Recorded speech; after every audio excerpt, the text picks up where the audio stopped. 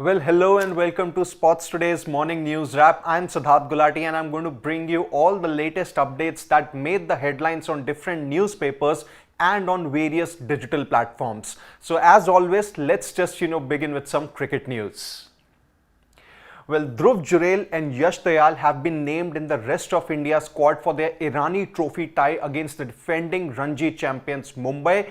Well, their participation in the Irani Trophy is going to be subject to their involvement in the second test against Bangladesh in Kanpur. That's going to begin day after tomorrow, that is on Friday. So if they aren't selected in India's 11 for the second test in Kanpur, well then the two of them will feature in the Irani Trophy, which is going to be led by Ruturaj Gaikwad, and Abhimanyu Ishwaran is going to be their vice captain.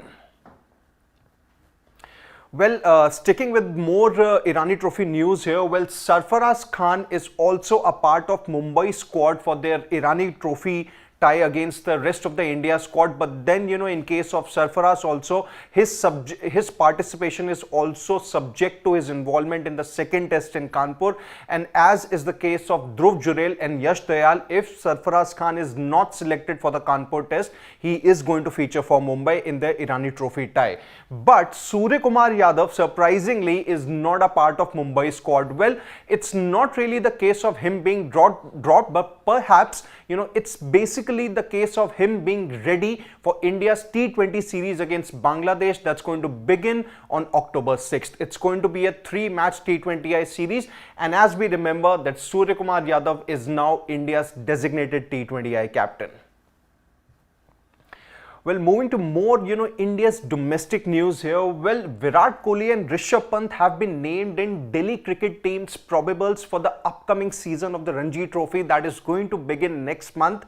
Well, it's after a long time that Virat Kohli is back in Delhi cricket team's squad. Well, it's a gap of more than a decade and he has now made his return, and Rishabh Pant is also going to be back for Delhi after a long time. Well, it still remains to be seen whether they both will feature in Delhi's main squad for the Ranji Trophy, but as of now the current update is that they are a part of Delhi cricket team's probables for the India's premier domestic tournament. Well, moving to more cricket news here. Well, Harry Brook's brilliant turn made sure that England kept their hopes alive of a series comeback against Australia in their ongoing ODI series. Well, Harry Brook made sure he stepped up to the plate and got that 100 to make sure that England won the third ODI by DLS. It was a comfortable 46-run victory for England that they made sure that they dragged the series to the fourth ODI that's going to take place in Lord's on Friday, and the fifth and final ODI is going to take place in Bristol on Sunday. And if England can manage to win the fourth ODI, then the fifth ODI is actually going to be a decider, because remember, Australia had won the opening two ODIs.